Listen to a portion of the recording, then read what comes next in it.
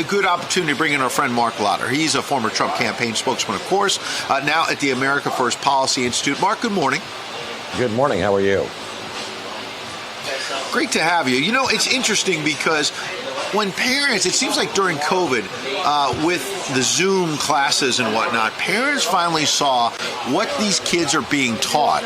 And when you hear about what the teachers are being taught to teach the kids in these kinds of conferences, it's crazy. And parents are standing up, and I think you at the America First Policy Institute, you've really been pushing parents' rights.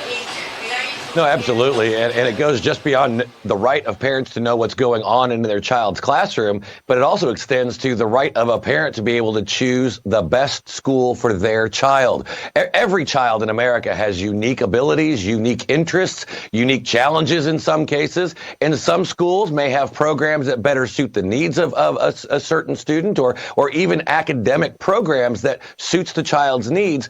No child should be forced to go to a school just because of a line or on the map or a zip code.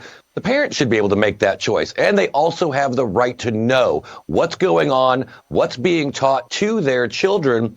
This is about students' rights, parents' rights, and it's something the left doesn't want you to know, which tells you right there, you should know.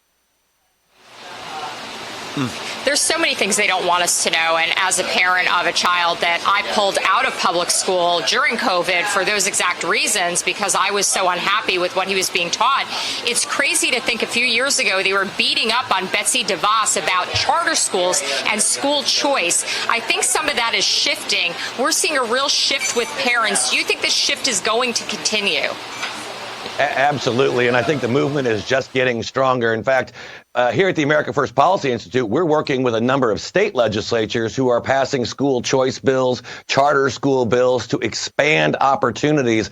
In what world is it not right to have more choice, more competition, and more opportunities for kids to get a school, an education that matches their needs, their interests? I remember when I was growing up a way long time ago, my parents had to move in the city where I was at because one of the public high schools had a television news program. Another one had a planetarium. I was interested in television news, and my parents had to move so I could go there. And thankfully, that we had the opportunity to do that. But what about the kid that doesn't? What about the family that really doesn't have that choice? Yeah. Marc, we have just over a minute, and I know you're at a nonprofit, you're not directly focused on the campaigns anymore, but the issues you're covering at America First Policy Institute about the economy, about inflation, talk about that mix as we come out of these election results in Pennsylvania, North Carolina. You have a president in Joe Biden. The gas prices, we all know, well over $4 a gallon now. A national average, it was under $2 a gallon, as you know, about this time 2 years ago when Donald Trump was in office. And now we have this baby formula crisis where we can't even get kids the nutrition they need. Talk about what's happening in this country right now under Joe Biden. Yeah, it's really setting up as a showcase. You know, usually on campaigns, we've got to prove to people that our plans are better or our plans will fix the problems. We don't have to prove it. They know it. They remember just a few years ago when we weren't worried about record high gas prices. We were looking every day as a new record on the stock market was being set. And your 401k, you looked forward to opening up that statement and seeing what was going on. But we're working on the policies right now that can help get us back to those times. And it's not a difficult lift. You know, the candidates, whoever come out of these primaries, if you're running on an America First platform, you're going to win because the American people see the mess, the catastrophe that's going on in their daily lives because of decisions being made in Washington, D.C.